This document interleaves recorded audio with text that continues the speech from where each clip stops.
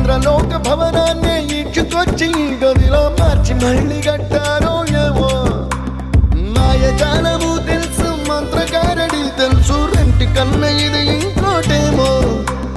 నీలాకాశం నేలాకొస్తే